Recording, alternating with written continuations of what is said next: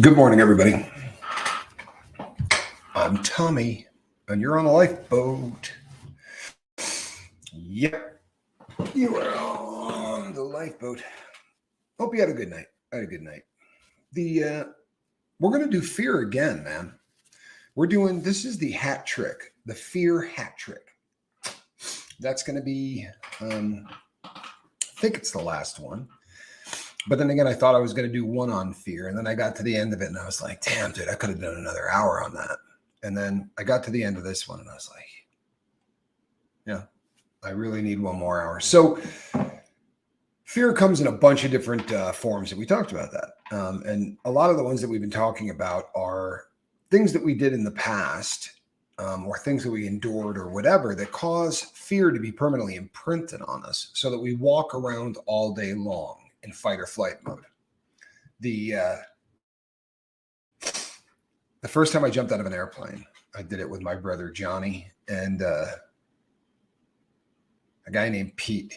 It's actually his real name too, but I figure with Pete, you really can't go wrong, right? It's been a long time. But we had a boss named Pete, and it was funny to watch three different people. Well, two. Watching yourself is a little bit different, but the two people other than me. Hello, Lucia Sanders. I think that's what that said. It was moving pretty quick. It's already moving quick, and we just got here. Quiet Girl, good morning. Good to see you. Quiet Girl is here early in the morning. You see that? There's a reason for that. I think she's got I think she has an appointment after this. All right. So it was kind of a fun thing to watch how different people dealt with fear. What was supposed to happen is the three of us were supposed to drive down, and we were going to do the advanced free fall course, which is where you can skydive without having a person on your back strapped to you. And we were going to do all of the classroom kind of crap, right? The actual training the night before. So when the sun came up in the morning, we could go in the airplane and do our first jump. And if we all passed, then by 10 o'clock in the morning, we would be doing jump number 2. And there are 9 jumps altogether before you're a licensed skydiver. So that was the plan. Trouble is, on the way to Beeville, Texas, where we did our first skydive, we stopped along the way, and we grabbed a couple of cases of beer. Good morning, Annette. Hold on a second.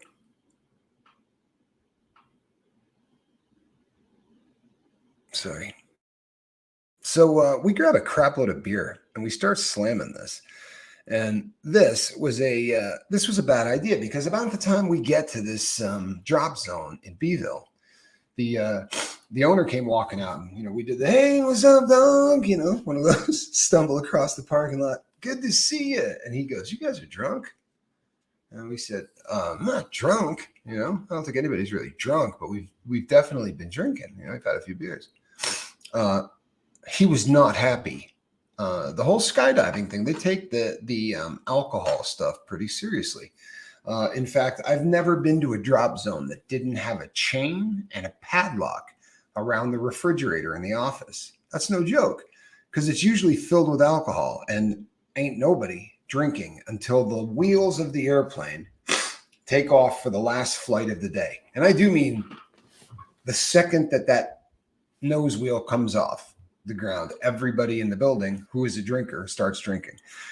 But they have no happy birthday, John Doe. Full of Hope. Thank you so much. See, Full of Hope knows that there's a really good chance I'm going to see that, right?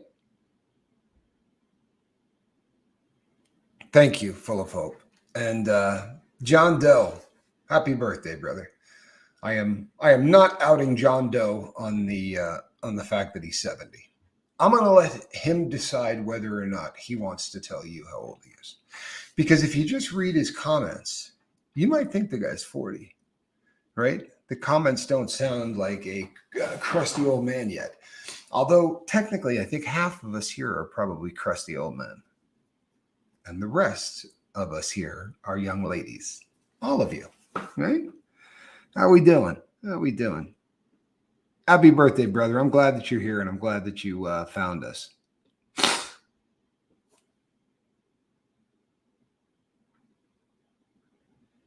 Okay, sorry.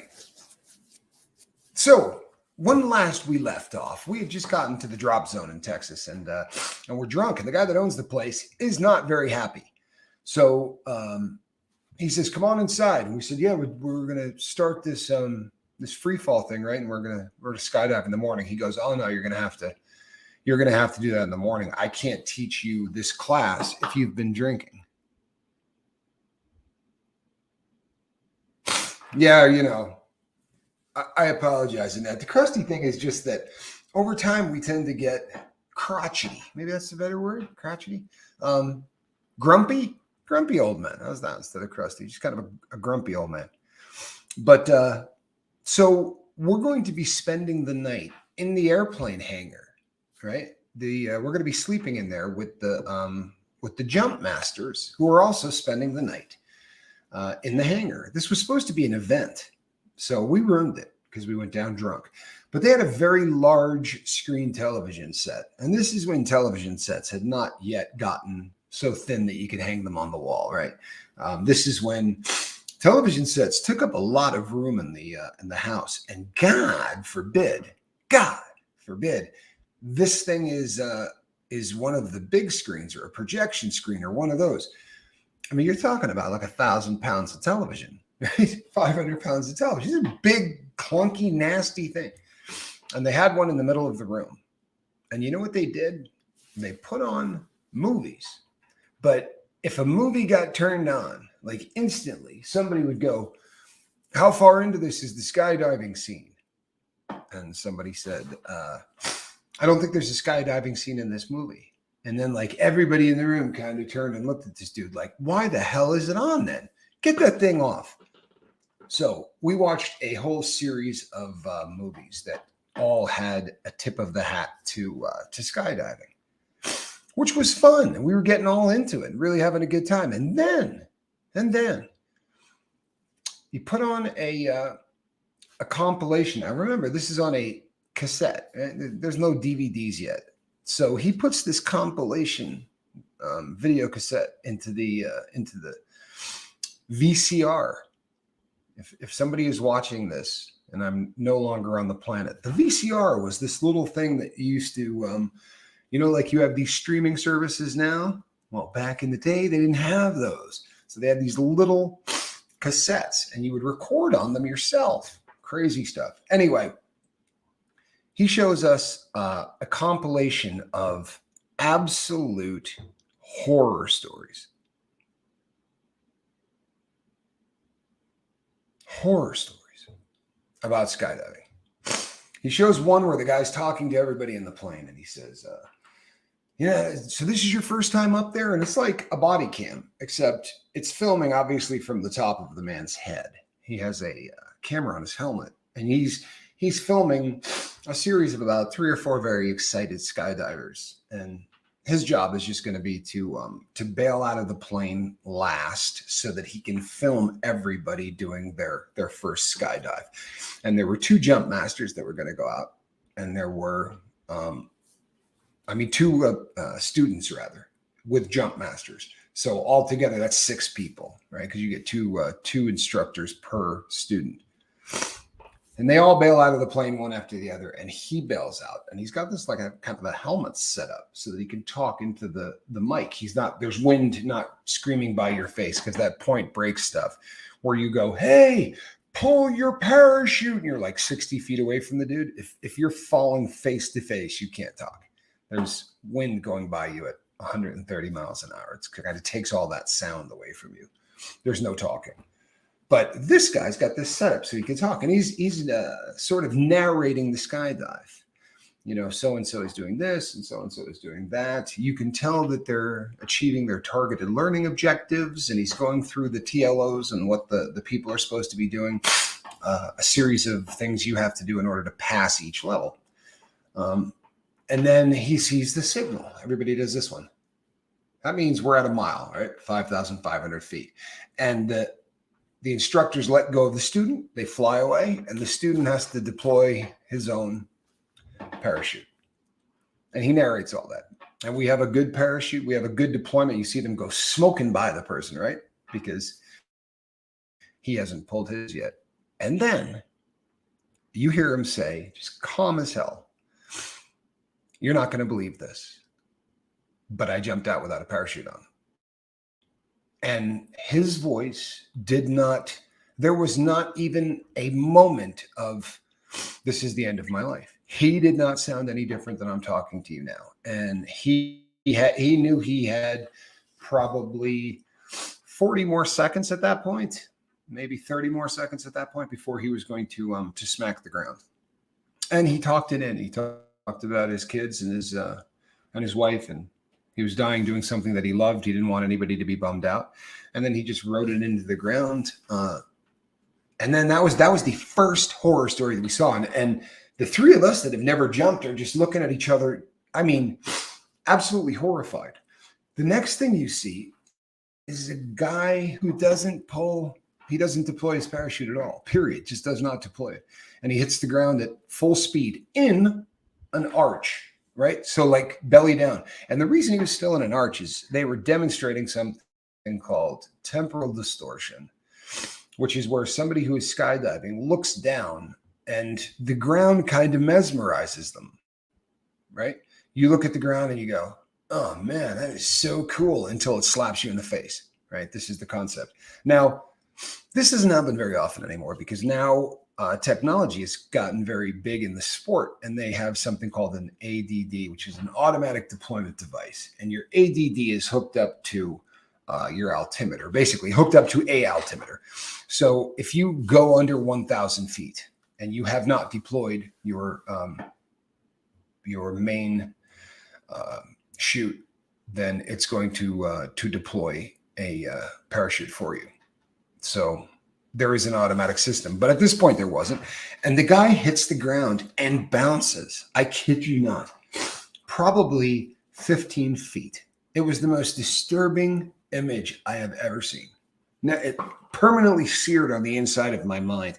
And I don't know what the rest of the horror story looked like, because at that point I got up and I walked outside the airplane hangar to smoke a cigarette. And my brother Johnny, who was not a smoker, came outside to smoke one with me, right? Because it was scaring the crap out of him too. But it was an interesting thing because our boss stayed in there and watched every bit of this. Like, he was digging it. He was digging every frightening moment of what they were showing. And the more they seemed to get us terrified about this jump, the more he got into it. Like, really dug it.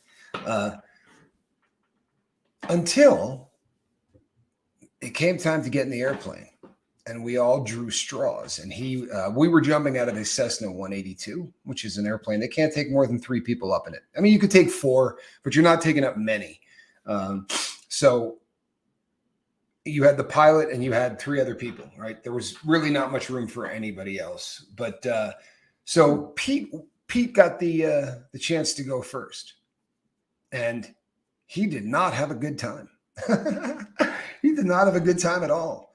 And when you jump, when you're done, you got to take your little log book, right? Which is a permanent thing for you if you're a skydiver. You keep this log book forever, and you log every jump and what happened, and you take notes and write things down. And your first jump, they put in there if you lost the ripcord, right? Because the ripcord literally comes out in your hand, right? You have to stow it. It's just not attached to you.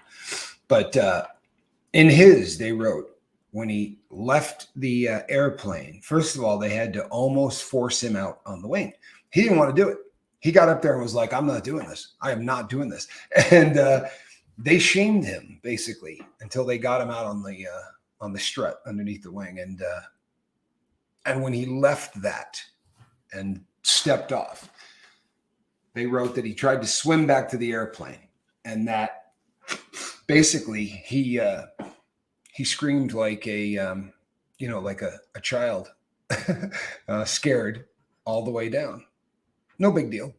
But it was so odd to see the difference between this guy being tough as nails, with all of the bravado and all of the stuff and the videos they were showing us, he was just tough. Now, my brother, I mean, he played up the being freaked out thing because he's a comedian anyway, but it was definitely affecting us in a much different way than it was Pete.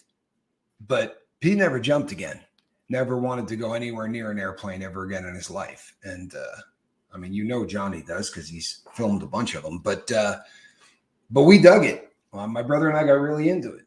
So, it's an odd thing, right? We watch how people deal with fear in different situations. And I'll tell you something, there's a reason that people do things like the firewalk experience that Tony Robbins does. And if you've never seen that, they get this massive ass bonfire going, right? This huge ass bonfire. And they get it going at like 6 o'clock in the morning. And by like 7 o'clock at night, this thing has turned into a raging fire. They're throwing pallets on it and everything else. And they break it into maybe 25 pits, right, of burning hot embers that they keep sort of stoked. And as they're talking to you, they take a piece of paper and they throw it onto the thing in front of you. And when it hits the ground, it bursts into flames. And one after another, somebody comes up and walks barefoot across these coals. And it's, I don't know, I probably took 11 or 12 steps. So what's that, like 36 feet, right? Maybe 35, 36 feet across. And I've done it multiple times. And truthfully, I never felt anything on the bottom of my feet. But there was a whole process that went involved in this, right? Where you just get really, really keyed up. And the purpose of this is not to teach you to walk on fire. What the hell, that doesn't do any good. The purpose of it is to make you realize that there is a really big difference between being afraid of something, right? In a healthy way, right? That adrenaline fear that we like, this kind of stuff you get from the feeling right before you jump out of an airplane, right? Or the reason that people base jump. I know people watch the people and go, why in hell would you do that? Like, you see a guy jump off of something that's 180 feet tall and you're just going, good Lord, man, 180 feet. There's just not enough room for a parachute to open. Now, of course it is. I mean, these guys pull it off all the time. And the way they do is they're holding the drogue chute in their hand, right? So for all intents and purposes, their chute is no longer really packed, right? They're not having to pull a ripcord and deploy it. They're just going off and then throwing that. And as soon as it gets into the wind, it pulls the packed parachute out of the off the person's back. It's that adrenaline. It's the fun fear. It's the good fear. The other fear, sadly, I would guess, and as you all know, better than 67.6% of all statistics are made up on the spot. But I would go out on a limb and say it's probably closer to like 90% of all of us are walking around in some form of fight or flight. Now, I don't mean we're ready to square off and we've got that feeling. But there's something that tints how we look at everything. And you're saying, yeah, Tommy doesn't know what the hell he's talking about. There's nothing in my head that I'm afraid of. Well, I got news for you. You don't think about it all day long. You don't walk around thinking, you know what? I'm really freaked out from that thing that happened in 1978. And I've been carrying it unresolved this entire time. Boy, am I having a bad day. There's none of that goes on, right? So all that happens is you just come up short on so many things. And that says, I'm not leaving the ground, period. Other than on an airplane, and that's questionable. You know what? There are people that don't dig it. You know what I mean? It's statistically, everybody says it is so much safer to be on an airplane than it is to be in a car. And you know how they come up with that, right? I mean, they figure out how many times airplanes take off and leave every day from airports in the United States. And if you just take O'Hare, right, which is one of the biggest hubs in the United States, every Planes, if you're going anywhere in the US, you're probably going through Chicago or Atlanta, right? Those are two really big hubs. But I mean, hundreds and hundreds of thousands of flights go through there every week, right? Every week. It's just insane. There are planes landing and taking off every couple of seconds, and it never stops. And you think to yourself, when's the last time they had a crash at O'Hare? However, it doesn't matter, does it? Really, because we have the experience of getting into an automobile, right? Getting behind the wheel, holding the steering wheel. We understand that whole concept. It makes great sense to us, right? And we know that no matter what happens, we're going to see it, right? This gives us a false sense of security that we're going to have the opportunity to do something about it. We get on an airplane and we hand our life to those people that sit in the front of the plane behind that newly reinforced door, right? Those of us that are from an earlier generation, we used to walk right up into the cockpit, right? Take our kids up there, and they would give your kid a little set of wings. And I remember taking Spanx Calhoun into the cockpit of a couple of different planes. And pilots just love kids. You know, they're excellent about it. But nobody ever fell 30,000 feet out of a Datsun, right? So in our head, if you have a fear of heights or if you have a fear of flying, it's a different thing than driving is. Although driving is far more dangerous, right? The reason is we have come to take driving as second nature. And don't think we haven't. How many times have you seen somebody like this, right? They got the phone to their ear, right? They're driving with one hand, they're buckling the kid's seatbelt with the other, and you're going, good Lord, man, right? Good Lord. Probably got a cigarette dangling. All of these things that people do, they text. Worst thing in the world. If you're a texter and a driver, you're a douche. Stop texting and driving. You're going to kill somebody. It's worse than drinking and driving. It really is. They've tested it. It's so dangerous. Don't do it. But we have no fear of the automobile. And the reason is we have desensitized ourselves to any of that because every single freaking day you're in a car, right? And usually several times a day, right? Most people get into automobiles a lot. It's just such a part of our life that we don't think about it. What if you've got unresolved stuff in your life that has been tainting you the entire time, right? The entire time, where you're just a little bit more pessimistic or you're just a little bit less happy. But there's always that nagging thing in your brain that's just out of sight, just out of reach, that makes everything slightly negative. And you say, well, how would I even know that? Right? If it's in my subconscious and it's out of reach, then how would I know about it? And how the hell would I fix it? Well, take a guess how you would know about it, right? You're on the lifeboat with Captain Tommy Scoville. What do you think I'm going to say is the way that you're going to figure out where the hell this past trauma is and if you need to do something about it? Huh? Journaling. Absolutely right. Journaling. You're going to write something down one day, and you may not even realize, thanks, Cheryl, by the way, you may not even realize that you did it, right? You don't sit down with a pen and say, I'm going to find my past trauma, and I'm going to deal with it right now. I'm going to write on this damn piece of paper until this happens. Kathy, good to see you. I'm going to tell you something. I don't know what it is about musicians, man. There's something about musicians that just, I go over and watch Kathy a lot. I really do. I go over to her page and watch her play. There's something so incredible about talent. You know what I mean? Like real, no joke talent, and seeing somebody do it, because you know the amount of time that they spent putting into that. It's like when you watch Michael Jordan drain a 3-pointer or whatever, and you think to yourself, how many of those did he do? How many nights when other people were having fun was he in the gym tossing balls through that metal hoop, right? And musicians are the same way. Full of Hope says musicians are magical, especially live. Yeah, true.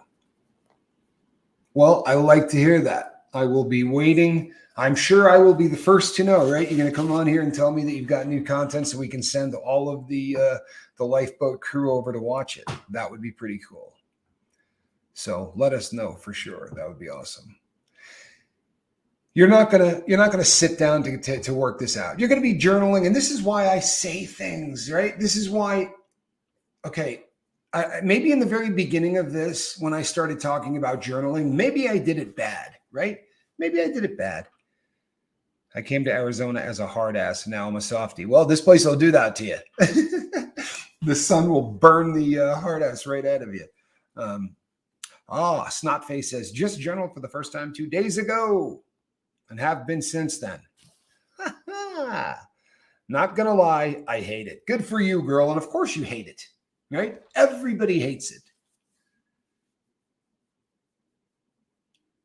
I played guitar until my fingers bled and I couldn't feel the tips of them. So worth it. Was it the summer of 69? Huh? Wasn't that there's a song lyric about that from the song Summer of 69.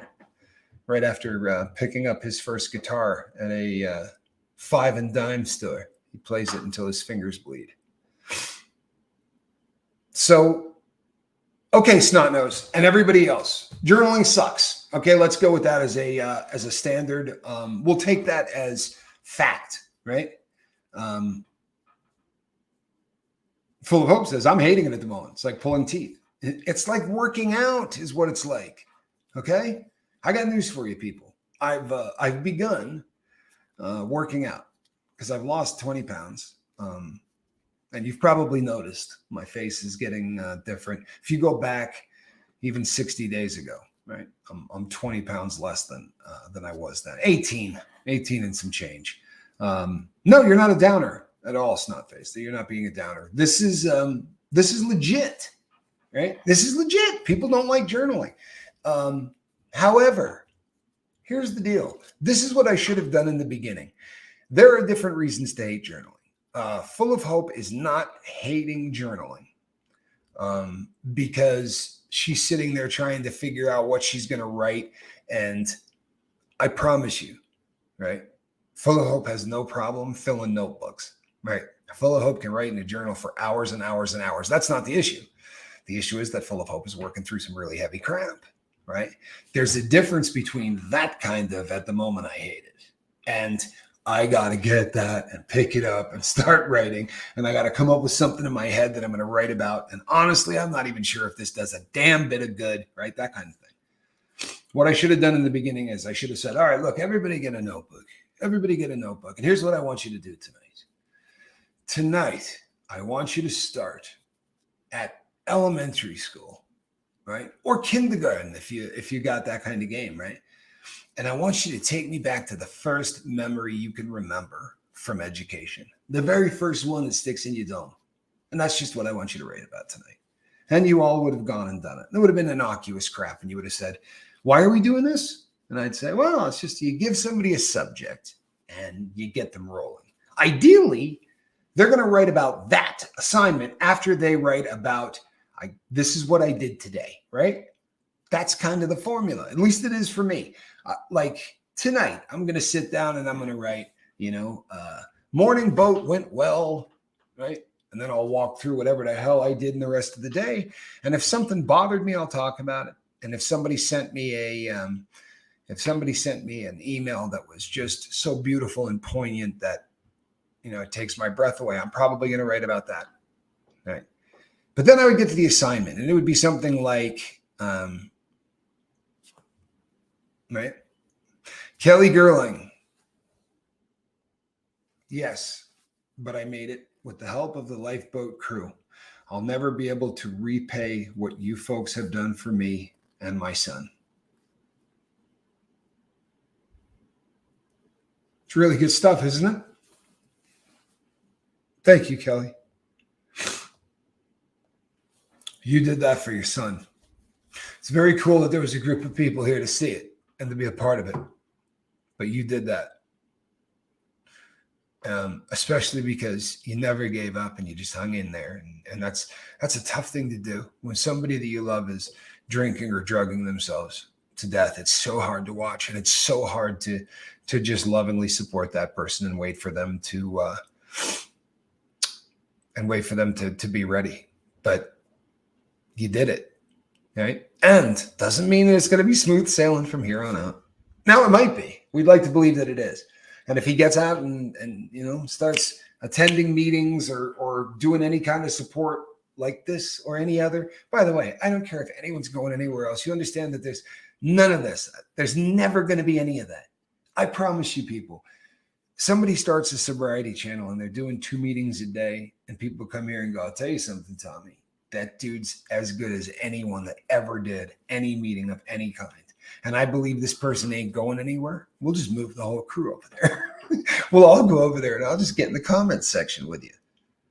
Right? It's not about any of that. It's about trying to raise every single boat that has anything to do, right, with the lifeboat. And a rising tide is going to lift every boat. Kelly, I believe wholeheartedly that you are ready for the pitfalls. I believe that so wholeheartedly.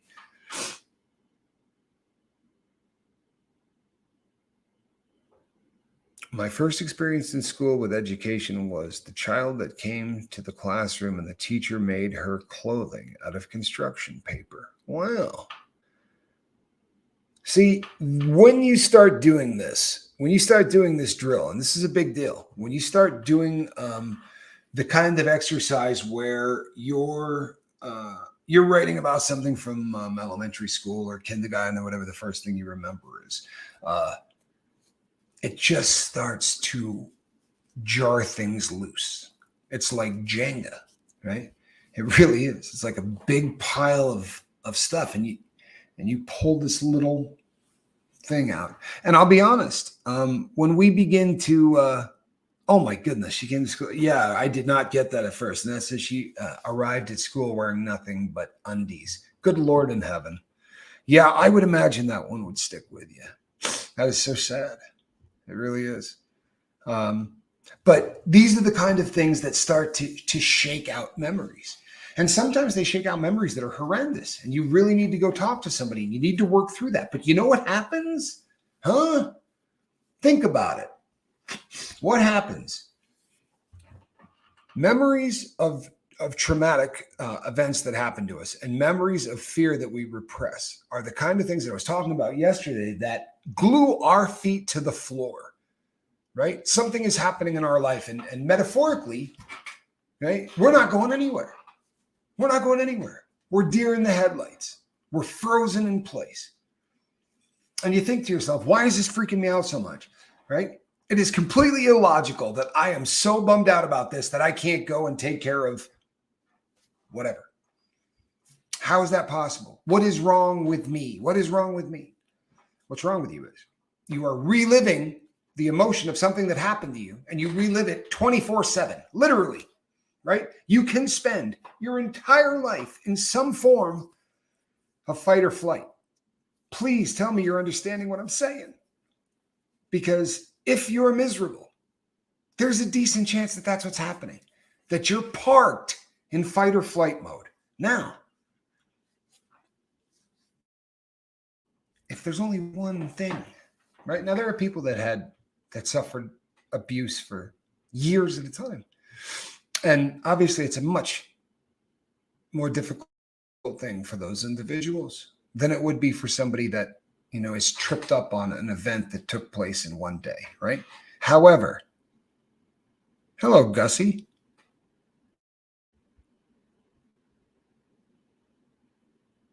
Talking them out really puts memories on defense. Absolutely true.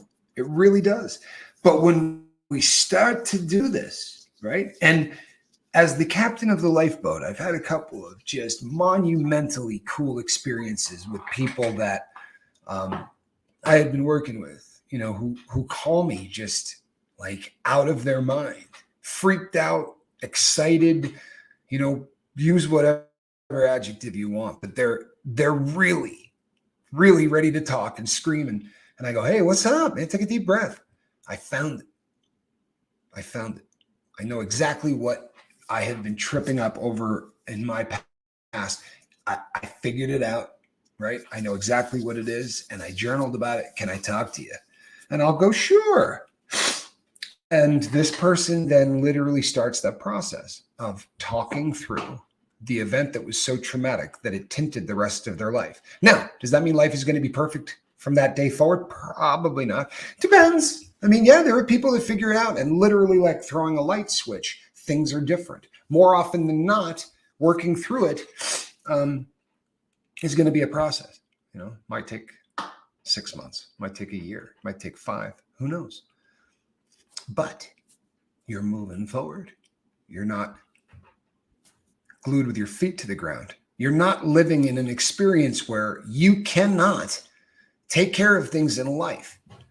How many of us, right? You got something that needs to be done. It's something for work, or it's something that you told your significant other, boyfriend, girlfriend, husband, wife, whatever. Yeah, I'll take care of that. Yeah, I'll get it done, right? I promise I'll get it done. And what do? Right? On Monday, you say, I'm going to get it done. I'm going to do it today. I'll have it done by the end of the day. But you don't. And then Tuesday rolls around and you think to yourself, you know what? I told her I'd get that done yesterday. I really need to do this after lunch. But you don't. And then you put it off and you continue to put it off and you continue and you procrastinate and you procrastinate. Why do we do that? Why do we procrastinate? Is it because we're lazy? Do we procrastinate because we're lazy people? Do we procrastinate because we're bored, right, with life, and we don't want to take care of the things that we have to take care of? What is the reason that we as human beings seem to put things off as long as possible? You know what it is? Take a guess. Fear. It's fear.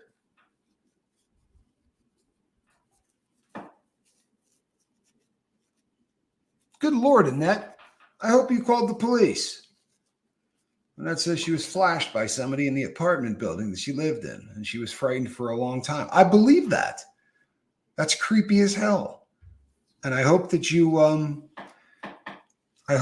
called the police on that. Yeah, procrastinator. Fear of failure. Lydia, yep, for some people, it is absolutely fear of failure. For some people, it's fear of something else, but it's always a fear of something. It's always fear that causes us to say, I'll do it tomorrow.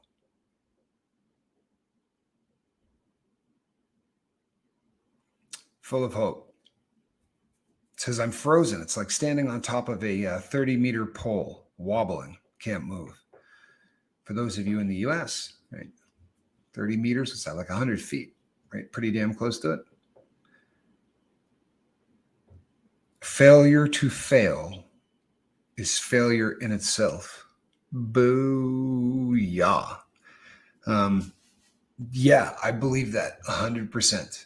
It goes, it also goes along with the same, if you choose not to decide, right? You made a choice. So abstaining is still making a choice. I love the people that say, well, I'm not going to choose in that. You already did, right? You made a choice not to choose. Good Lord. I have to highlight this comment, and I'll tell you why. Because it's just not the kind of thing I'm ever going to get a chance to read out loud ever again. Seriously, I could do this for the next 25 years, and what are the odds I'm going to get to read this one again? Ready? I've heard several times that whipping it out is a thing now, especially online dating. Just here, check it out. Oh, it's an odd world that we live in. But you got to admit, that was a funny sentence to be able to read. It was on the floor I lived in, and he ran in the stairwell. And here's the crazy thing. The people that do stuff like that, they're getting off on watching your shock and fear. How sick a human being do you have to be to enjoy watching somebody frightened, right? To get gratification from watching somebody, right, recoil. You're a sick bastard in a really big way if that somehow gets you gets your stuff going. If you whip it out, you need a manscaper. Oh, Annette, that's horrible. She said my parents didn't call the police. Well, they should have. Good Lord in heaven. So he did this. He didn't just do this. He did this to a child. Boy, I hope he's in prison. Wherever that man is right now, I hope he's in prison.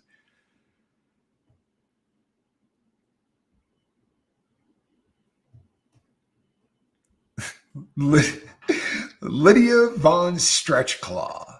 Are you ready for one of the great comments of all time? She says, best I've heard is junk pics are like a cat bringing you a dead bird. I'm sure you're proud of it, but I don't want it.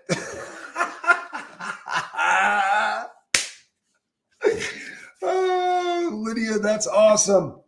That is absolutely awesome. Oh, is that funny? uh,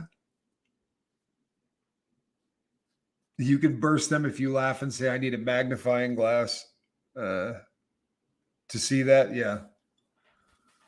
I ask that question myself multiple times a day. I blame my severe insomnia for my depressed thing. Coming here helps fight it. Oh, you know what? I'm really glad to hear that. I'm really glad to hear that. Get a notebook. Please, people, get a notebook and begin to write in it. Begin to write in it. And you know something? You heard the question that I suggested, right? Start with that question. Tell me the earliest memory that you can remember from elementary school. By the way, good, bad, doesn't matter. Fun, funny, scary, doesn't matter. Just the first one you can remember.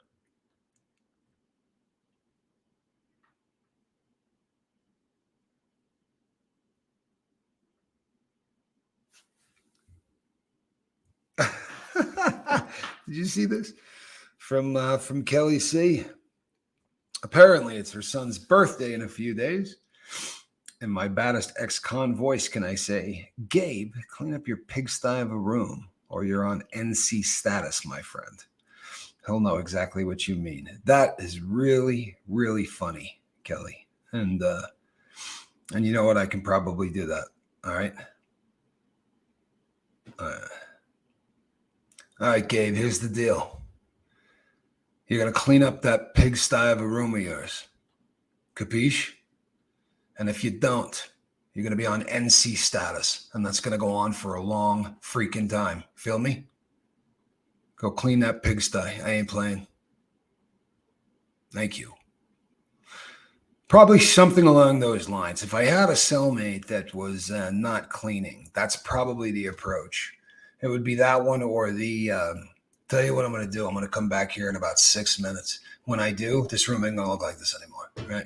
When I come back, this cell is going to be picked up, cleaned, whatever. It ain't going to look like this. And then I would walk off, and more often than not, they would actually just start cleaning. And it's not because people get frightened or whatever, it's because, no one wants a conflict. Everybody just wants to get along, Usually you can just go, oh, dude, it's get a little dirty in here. And they'll go, oh, yeah, I'll clean it. Prison is a lot. There's honestly, the violence that people think about in prison, it comes in really small spurts. And the rest of the time is just boredom.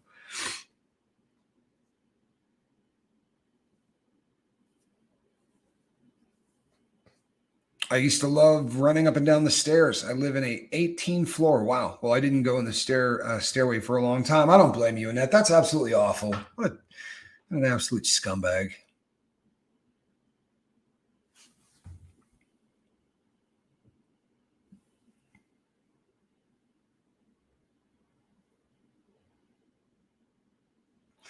Wow, this is a weird one. I went out with another musician for a while, ex-Scientologist, that at the end of the ending started stripping. It was awful. Oh, I've never had a man over ever again. Kath, you know what? There's probably something to this about, you know what? Honestly, like, I'll be honest. Like for me, my domicile, I got to be really sure. I really do. I got to be really sure before I let someone know where I live. Honest to God, it's just crazy things happen, right? We live in a really weird time these days. Yeah, I would do. Yeah, I think it's a good idea. I would get to know somebody really well before I started bringing people around where I live. Yeah. Oh, I got you, Annette. She said, I think Dad was afraid to call the police for reasons other than that. Afraid that the exigent circumstances would lead the police to find something else that would not be advantageous to her padre. You know what, Tim? I would take that job, right? He says guys like that should be put on the ground, have a golf club to the and with one swing. Like I could do that for a living, have an 8-hour day of just one right after the other. They bring in another one. Tommy, you getting tired? No, I'm good. You want to take lunch? No, I'm good. I'm going to put in a little overtime today. We can't afford that. It's all good. Doing it on the house. This one's gratis. Right? I'll do this one for free. So let's see what we got here. We'll catch up because I've gotten wildly behind. Well, I'm glad, Kelly. I hope he gets a kick out of this.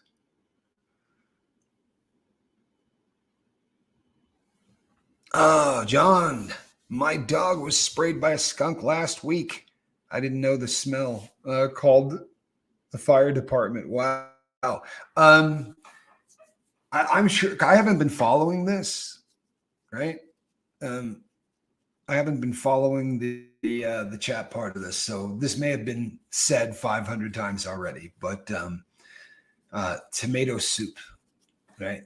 That's always what. Like when I grew up in the Northeast, right? And that was how people, if their dog or a cat or whatever got sprayed by a skunk or a kid, because that happened there too, they would start washing them with tomato soup, cans of tomato soup, and it would knock the smell out. There's very little that does, but tomato soup will do that. I promise you. I've seen it. I love the name, by the way, Lydia Von Stretchclaw. I really do. I dig that.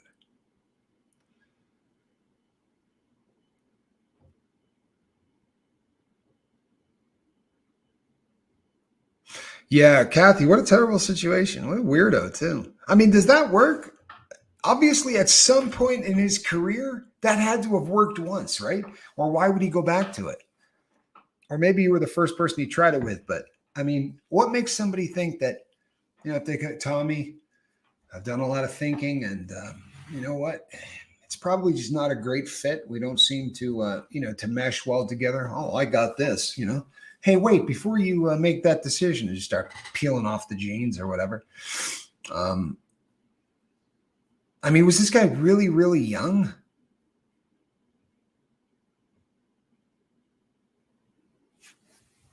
How old was this guy? Was this a grown man?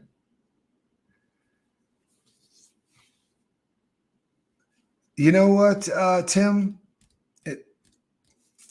It's a funny thing because even people that aren't violent, right? I have watched people. I have watched people become something that they absolutely are not. Early 60s, he started pulling that crap. Good Lord in heaven. Good Lord in heaven, that's crazy.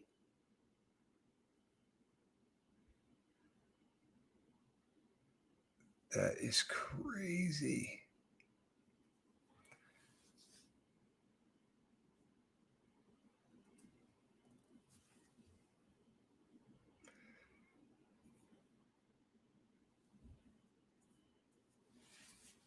Yeah, Nat, I'm sorry to hear that, but that happens a lot where parents don't.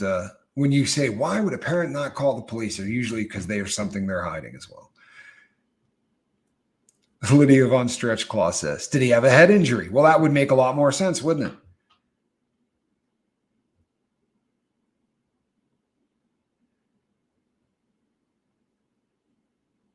The bass player, alcohol and drug problems, so he might have been dipping behind the scenes. Kath, I see a pattern in your life, and I'm not busting on you.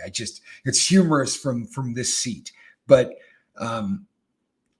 Kath, every time you describe an ex-boyfriend, it starts with whatever instrument they played before you describe it. You're like, oh yeah, this guy, that was the bass player. So and so drummer. I think you Did you date a lot of non-musicians? I have a feeling you dated a lot of people that can play a musical instrument really well.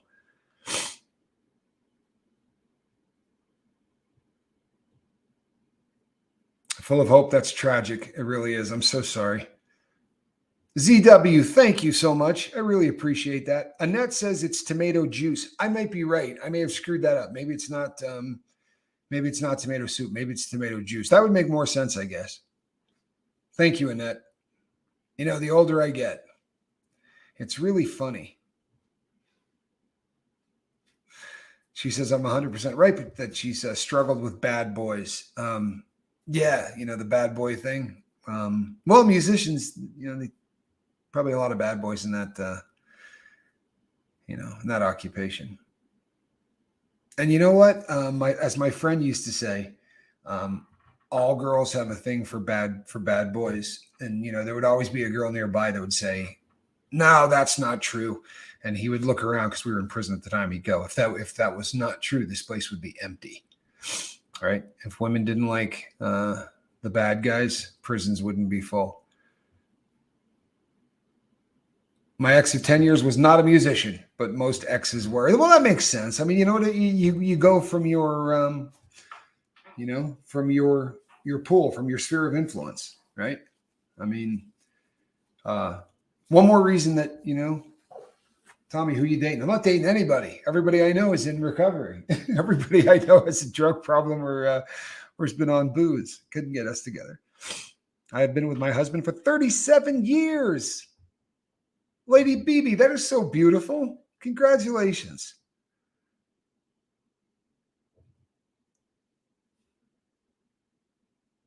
Now it's just the narc in my life. Secret rock star, but very bad guy. You know what? Bad guys suck.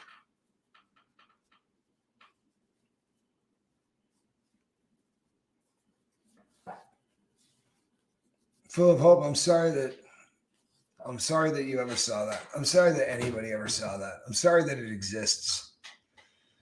That's it's literally one of those things that just kind of makes you sick, you know? But it kind of harkens back to the point I was making earlier. I've watched guys come into federal prison who just said, you know what, I'm a pacifist. You know, there's one guy in particular that really sticks out in my mind, and he got caught with like one of those hockey bags that you put hockey equipment in, very, very large bag. And he had one of those bags full of $50 bills, right? The entire bag. He had made them. These were not real 50s. However, I'm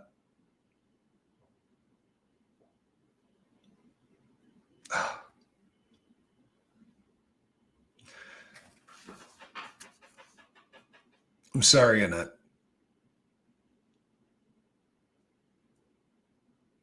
I really am. I'm so sorry. So this guy was a counterfeiter, and they don't give out much time for that. Like he had, you know, there's well over $1 million in $50 bills, and I think he got 6 years or something. He did not get a lot of money.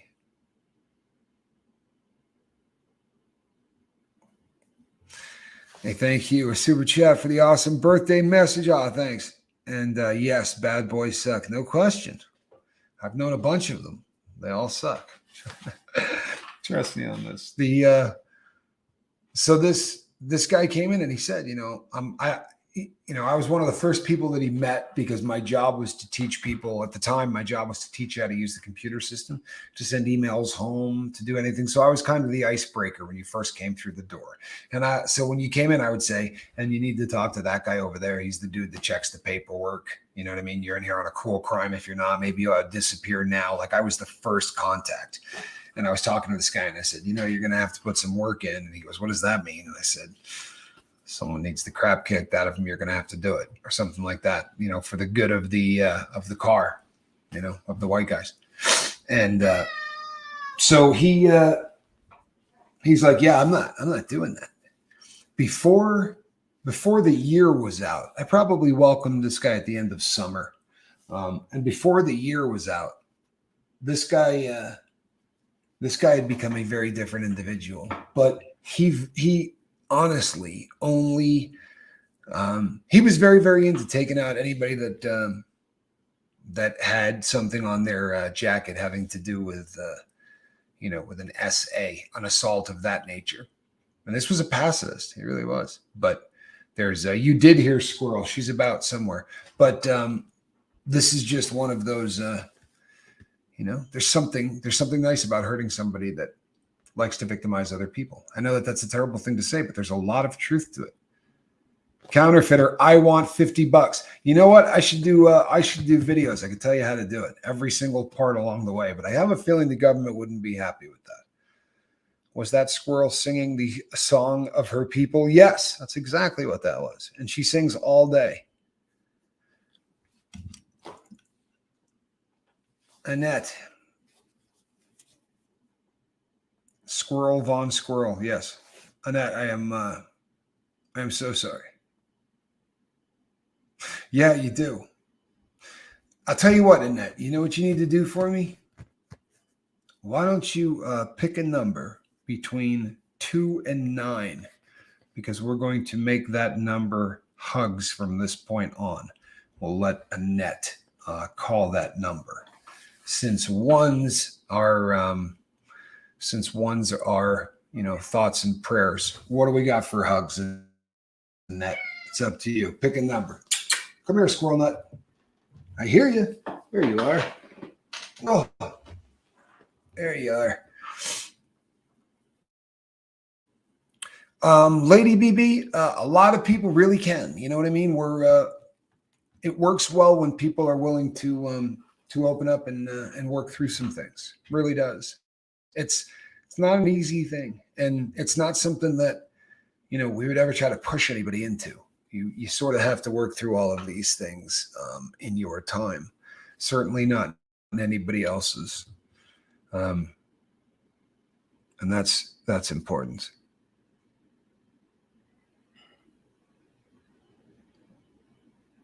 I have now we have a really good delay. I think Tommy has a bit of the matrix. Oh no, did I do did I do one of those numbers? There was a glitch in the matrix. Well, that happens whenever there's a cat around, right? Isn't that what they said in the movie too? Like you always knew because there was a cat around or something. Annette, you got to give me a number, hun. I'm still live, right? We need a number for hugs. What number looks like a hug to you people? You guys make me feel love, Well, I'm glad that you're hearing that. You know what? Annette, if you're cool with it, I think that the number 8. The number 8. Oh, we see Charlie Mullen says 3. Kelly says 8. 5 is a number of grace, says Full of Hope. Kathy likes 7.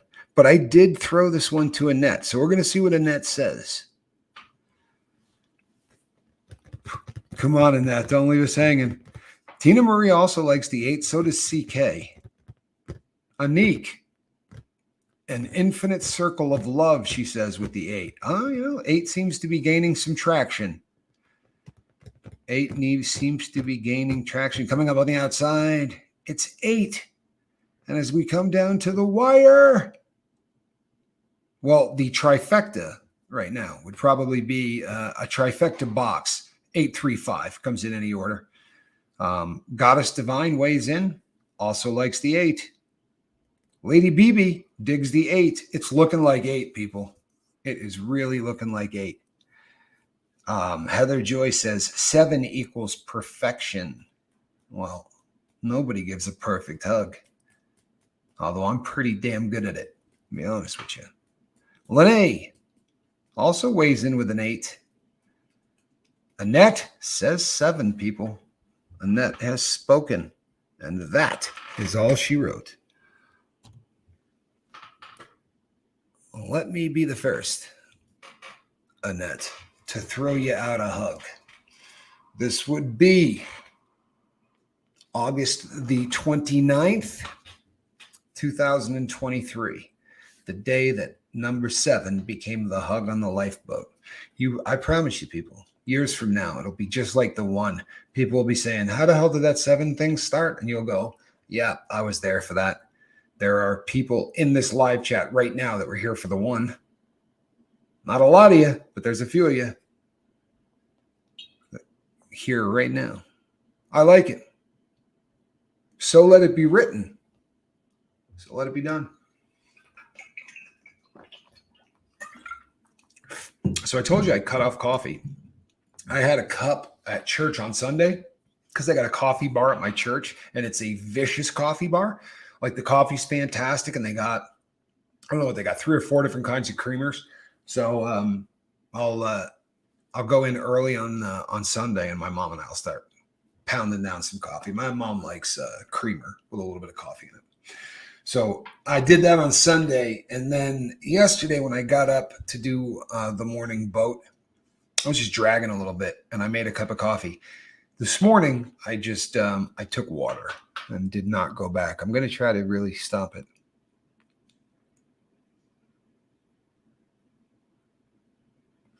Wow, what a cool thing to say, huh? Look at that. Look at that. Yes, and you know what? Well done, Full of Hope. Look at this. This one right here, great idea. This is that's for John Doe. A little birthday hug for John Doe. Happy birthday, John. I had a faculty meeting today. Well, that sucks all the way around, Kath. I'm sorry. I had a triple at Starbucks. You had a triple shot of espresso at Starbucks. You know, that was my, I used to go in, no joke, when I went to Starbucks. My ex-wife was a big Starbucks girl. And the both of us, it was like one of those weird things. The first time we both went to Starbucks, we ordered the same thing, which was odd. But I just get a triple shot of espresso on ice. That's what I get at Starbucks, which probably says a lot about my personality. It was all about drugs. Caffeine was a drug. Annette has thrown out a bunch of 8s. I'm not exactly sure why, but you know what? It ain't a hug, because that's a 7. You did it, so let it be written. It is 7, and it shall remain so until the end of time. That's a quiet girl. That's pretty intelligent, actually. I dig that. She says you can make coffee a treat. Yeah, you don't have to quit it altogether. You're absolutely right. I think it's probably something I'm going to do just on Sundays. You know, again, my church just makes really good coffee. You got to love the name Lydia von Stretchclaw. You got to love anything that references, you know, a cat of any kind, but Stretchclaw is just, it's really a great name. I have a little coffee with my cream and sugar. Yeah, that's Mama Scoville. You know what? Annette says you can hug with a 7 or an 8. You know something? I kind of dig that. I really do, because I have very fat fingers, and there's an excellent chance that I could hit one or the other. So you heard it, people. And now we're going to end this puppy. We're at the top of the hour. Squirrel Matt. I don't know if she's going to come in time. Hey, Squirrel, come here. Apparently, Squirrel is busy and doesn't want anything to do with her fans here on the lifeboat. She's a bit of a diva. You know what I mean? She used to come when I'd call her, but there you are. What are you doing? That's my girl. All right. I am Captain Tommy Scoville. You are on the lifeboat, and this right here is a cat that should be in a basket. All right, everyone. We'll see you on the boat. You want to say goodbye? He's a good kitty. Good night. Good day, everybody. God bless. Come on.